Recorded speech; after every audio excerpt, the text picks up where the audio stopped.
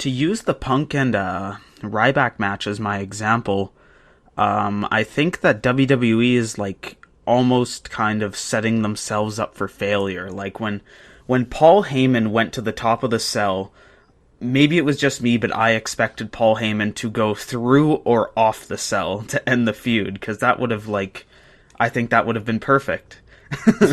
I don't know what that says about how I feel about Paul Heyman, but a little extreme. Yeah, But that might be that big moment. A little extreme. You don't think so? Paul Heyman like going through the cell? That'd be great. The only problem with that is the new Hell in a Cell is just like, that's too dangerous to fall through that. That's a much bigger fall than the old cell used to be. But why would you even put Paul Heyman on top of the cell if you're not going to set up a big moment like that? Oh, wow, a GTS on top of the cell. That doesn't... It's like doing a stunner on a table. Honestly, people didn't care. Yeah. Like, did you notice that the moment that Paul Heyman climbed and the match started, the crowd was dead? Because the whole thing of the match was we were going to get to see Paul Heyman get his ass kicked by CM Punk. But no, it was Ryback and Punk, the match that we saw a year ago, the feud that we've been seeing for quite a while that's kind of dead. And it wasn't until the end of the match. And if CM Punk had like a powerbomb finisher or something that made more sense to do on top of the Hell in a Cell, then it would have been better. Yeah. Exactly. But the GTS, that's like... Whenever Stone Cold did the stunner through a table, Yeah, I'm like, exactly. That's kind of stupid, but okay, maybe, why not? Yeah, and I'm usually a big fan of when in a Hell in a Cell match they do some sort of spots and stuff outside the cell, because in the olden days that's kind of what made it different from a cage match.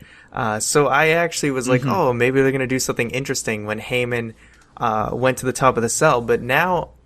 looking back, it's like I really wish he had just gone in the cell. The match would have had a different element to it, and that's what everyone I think was expecting. But when you put Heyman on top of the cell, maybe if he had found a way to escape and ran to the top mid-match or something like that, that would have been cool. But I think everyone was expecting him to be in the match, because when I saw that it was a singles match, basically in the cell, it was weird. A letdown. Because you're expecting this X Factor with Heyman there to kind of spice things up. And so it's not just a singles match between Ryback and Punk, which we've seen many times. So I think they kind of blew it by having Heyman on top of the cell the whole time. And like you guys said, there wasn't really that big spot, because I think they're kind of limited about what they can do up there. I mean, if they were just in the ring and Heyman... it was just Heyman and Punk in the ring, there would have been so much more that Punk probably could have done, put him through a table, you name it. But when they're on top of the cell, it's like, what are you going to do? Slam him on the cell and beat him with the cane? You can't do anything else. So I think there's a lot of things working against that.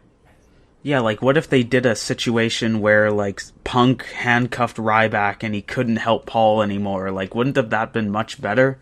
Like, it plays with the whole handcuff thing in the feud. You're isolating Heyman and Punk with Ryback not being in the picture but still being in the match.